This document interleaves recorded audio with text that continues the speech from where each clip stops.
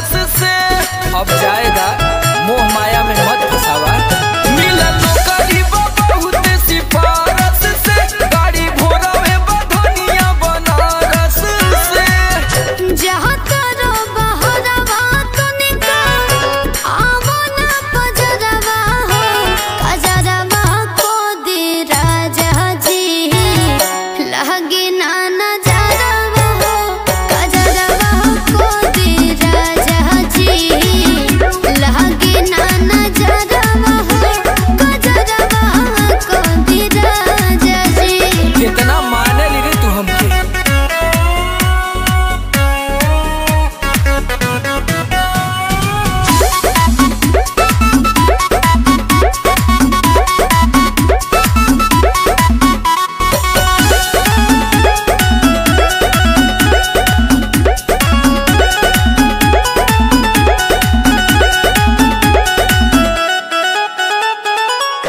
बाहर के देशवा बहसल बाड़े भंगोलिनिया हो रामा, जहाँ दुटो न कह के मोतिया मोरे है तो नहिनिया हो रामा। अरे पागल इतना ना घबराई जाला।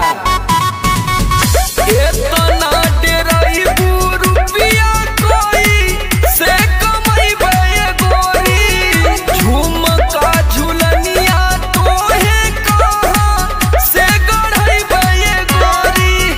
कौन सवत के दिहा कोई हो जनवा हो दवा हो, कजरवा को दी राजा जी लगी ना नजरवा हो, कजरवा को दी राजा जी लगी ना नजरवा हो, कजरवा को दी राजा जी।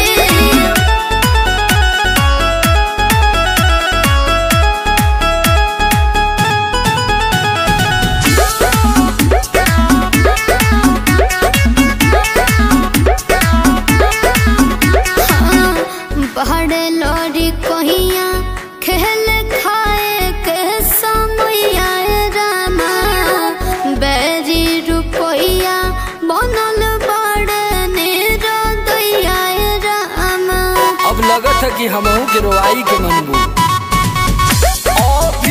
से धरबू ऐसे पागली के भेसवाए गोरी, कैसे के लागी हमारो मनवा पर देसवाए गोरी। जाए के बड़े समा दूर डहरवा हो, कजरवा को दी राजा जी लगी ना नजरवा हो, कजरवा को दी राजा जी लगी ना नजरवा हो, कजरवा को दी राजा जी।